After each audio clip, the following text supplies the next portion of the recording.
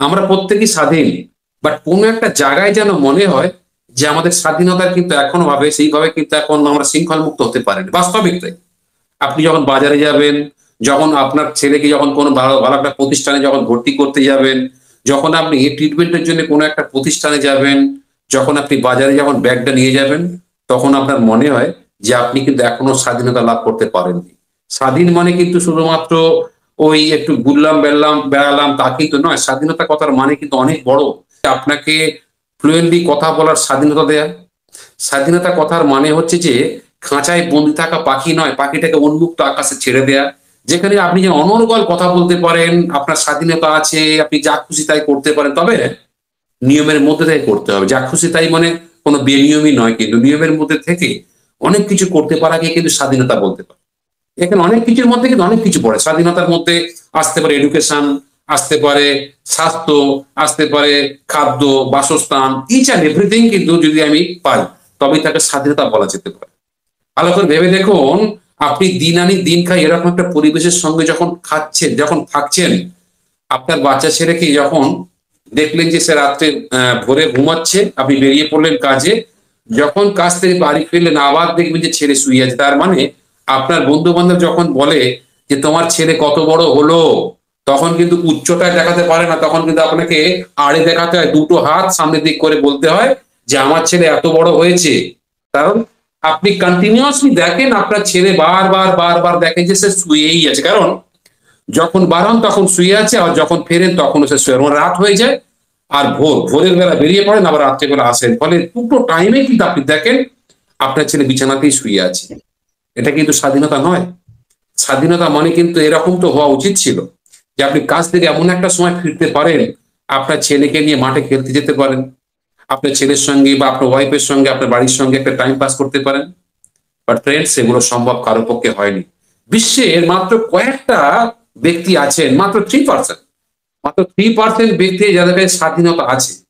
বাকি 97% মধ্যে কিছু আপার লেভেলের লোক রয়েছে, তারাও যদি বলেন যে স্বাধীনতার মধ্যে আছি, ভুল কথা বলছেন। কারণ তারা তাদের লেভেলে যে খরচা আছে সেই খরচা থেকে যদি প্রকৃতপক্ষে বিচার করে দেখেন, তাদেরও না বিশ্বাস। কারণ কি, যে ব্যক্তি ফোর হুইলার চালায় তার কিন্তু খরচের বহর তেমন। অনেকে বলেন যে ডাক্তারদের, লয়ারদের, ইঞ্জিনিয়ারদের, টিচারদের এদের মাইনে অনেক বেশি বা অনেক ইনকাম, কিন্তু মনে রাখতে হবে যার যত বেশি ইনকাম তার তত বেশি খরচা। সেই জায়গা থেকে তাকে কিন্তু তার স্টুডেন্টকে, তার ছেলেকে সেই জায়গাতে ভর্তি করতে হয়। আবার যদি বাড়ির কোনো সমস্যা, তার পেশেন্টকে সেই লেভেলে ভর্তি করতে হয়, তার খাওয়া দাওয়ার লেভেল সেরকম থাকতে হয়, তার স্ট্যাটাসটা সেভাবে মেনটেন করতে হয়, ফলে কি তার খরচের বহরটাও কিন্তু অনেক বেশি হয়। তাই সেই দিক থেকেও কিন্তু সেই ব্যক্তিও কিন্তু প্রকৃতপক্ষে স্বাধীনতার মধ্যে নেই, স্বাধীন হতে পারে না। একমাত্র 3% ব্যক্তি স্বাধীন। আর সেই 3% ব্যক্তি স্বাধীনতা অর্জন করে কাদের জন্য? 97% ব্যক্তির উপর চাবুক চালিয়ে তারা কিন্তু স্বাধীনতা অর্জন করেছে। এই 97% ব্যক্তি যদি বিদ্রোহ ঘোষণা করবে, সেটাই কিন্তু 3% ব্যক্তিতে কিন্তু স্বাধীনতা কিন্তু আর থাকবে না। আজকে আমাদের বিদ্রোহ কিন্তু দিন এসেছে, আমরা কিন্তু বিদ্রোহ শুরু করেছি।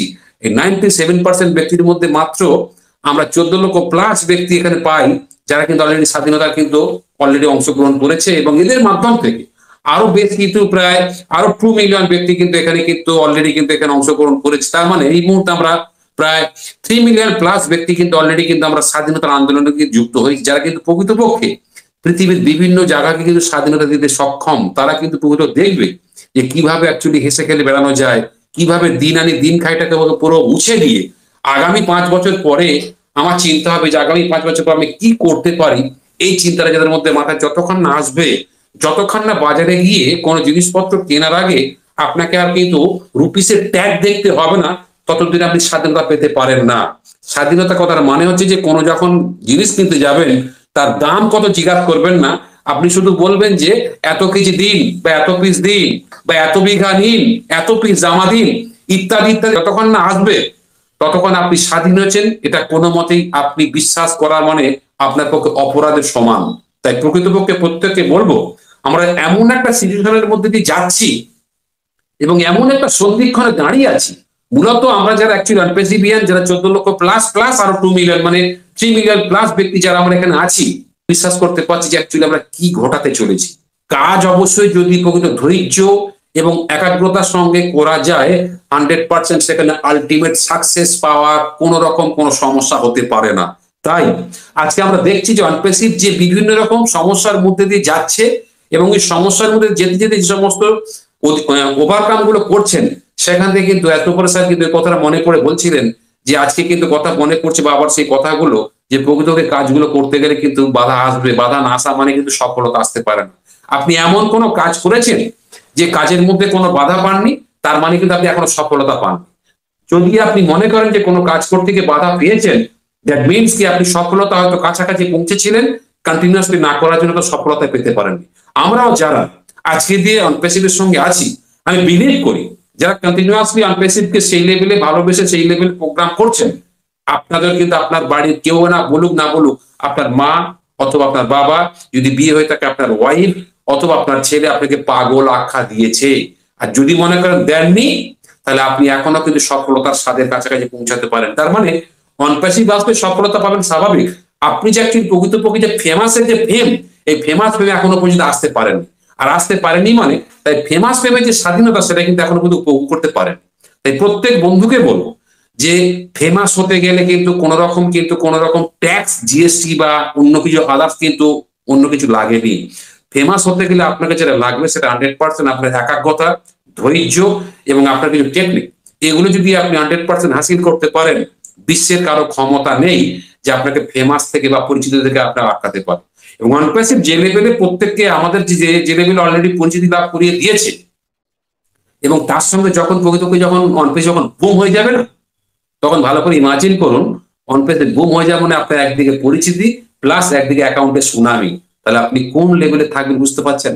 এবং আমরা এমন এক লেভেলে পৌঁছে গেছি অনপ্যাসিভ থেকে যে সারা বিশ্বে আমাদের মাধ্যম থেকে যে একটা যে অন্যরকম যে একটা গ্লোবাল তৈরি হতে চলেছে, কারেন্সি সুনামি যে হতে চলেছে, সেটা নিয়ে কিন্তু অন্তত যারা আমরা এখানে এই মুহূর্তে আছে এই প্রত্যেকে আমরা কিন্তু বিশ্বাস করি যে 100% ঘটতে চলেছে। একটা জিনিস প্রকৃত বলবো যে আমরা দীর্ঘদিন যে পরীক্ষার সঙ্গে প্রতি মুহূর্তে যে কথাবার্তা বলে যাচ্ছি, প্রতি মুহূর্তে ইনফরমেশন শেয়ার করছি, আপনার কাছ থেকে আমরা পরস্পর কাছ থেকে নলেজ নিচ্ছি, এখান থেকে একটা জিনিস পরিষ্কার যে আমরা প্রকৃতপক্ষে রাইট প্ল্যাটফর্ম এবং রাইট পার্সনের সঙ্গে আসি বলে এটা বিশ্বাস। এবং এমন কিছু ইনফরমেশন গুলো আসছে এত পয়সা দীর্ঘদিন আমাদের সামনে আসেনি, তার মানে কিন্তু আপনারা সুদে আসলে জিনিসগুলো পাবেন। তাই কিন্তু এত পয়সা প্রকৃতপক্ষে সমস্ত জিনিসগুলো পাইপলাইনে সাজিয়ে হঠাৎ করে কোন একটা দিন এসে বলবে ইয়েস আমি আপনাদের সামনে আছি, এবং আপনাদেরকে এমন এমন কিছু ইনফরমেশন দেব যে আপনি একটু চেয়ারটায় ভালো করে বসুন, অথবা যদি প্লেনে থাকেন একটু বেল্টটা টাইট করে নেন, কারণ কি এই মুহূর্তে ঝাঁকানি আপনি খাবেন। ইয়েস ফ্রেন্ডস, আমি বিশ্বাস করি যে এত ফাস্ট কিছু ঘটতে চলেছে যে আমার আপনার মনের মধ্যে একটা বিশাল ভাবে কিন্তু একটা আলোড়ন তৈরি করবে, যার কারণের জন্য কিন্তু আমাদের এই মুহূর্তে স্যারকে এবং অনপ্যাসিভকে শুধু আমার আপনার প্রত্যেকের নয়, সারা বিশ্বের দরকার। কারণ কি বিশ্বের বিভিন্ন কান্ট্রিতে এই মুহূর্তে যুদ্ধ, বিভিন্ন জায়গাতে হানা, বিভিন্ন জায়গাতে গরিব, বিভিন্ন জায়গাতে ক্ষুধার্ত বিভিন্ন ভাবে কিন্তু ছেয়ে গেছে। সেগুলোকে দূর করা কিন্তু কোনো একটা নর্মাল কিন্তু ইকোনমিক্যাল জায়গা না, বিশাল কিছু একটা ইকোনমিক্যাল সিচুয়েশন যদি করা সম্ভব হয় তবেই সম্ভব। আর সেটা কিন্তু একমাত্র করা সম্ভব কোন আইটি সেক্টরের মাধ্যম থেকে। কারণ বিশ্বের যত কোম্পানি এই মুহূর্তে বিশাল একটা কিছু কাজকর্ম করেছে, বিশাল অর্থ কিছু জায়গায় পৌঁছাতে কিন্তু আইটি সেক্টর ছাড়া সম্ভব হয়নি। আর এই মুহূর্তে যদি আমরা বলি যে আইটি সেক্টরের মাদার যদি কাউকে বলা হয়, তাহলে 100% তার নাম কিন্তু অনপ্যাসিভ হতে চলে। সেই জায়গা থেকে অনপ্যাসিভ যে লেভেলের আমাদের প্রত্যেককে স্বাধীনতা দেবে, এবং সেই স্বাধীনতার একটু একটু অংশ যদি আমরা বিলোতে শুরু করি, 100% আপনার স্বাধীনতা এত বড় একটা জায়গায় যাবে, সঙ্গে আপনার সঙ্গে সমস্ত বন্ধুরা এত প্রাণোজ্জ্বল ভাবে থাকবে, প্রকৃতপক্ষে আপনি তখন ফিল করেন ইয়েস একেই বলে স্বাধীনতা। আর এই স্বাধীনতার জন্য অবশ্যই দরকার কিন্তু অনপ্যাসিভকে। তাই আজকে যে টপিক ওয়ার্ল্ড নিডস ইউ, বিশ্বকে আজকে আপনাকে দরকার 100%, খুব সুন্দর টপিক। এই সুন্দর টপিক থেকে প্রত্যেক জায়গাতে কিছু খুব গুরুত্বপূর্ণ ইনফরমেশন শুনবো। এই সুবাদে প্রত্যেককে আবার একবার ধন্যবাদ দিয়ে আমার এই ছোট্ট বক্তব্য সমাপ্ত করছি। ওভার টু সেমিদি, অসংখ্য ধন্যবাদ, থ্যাংক ইউ।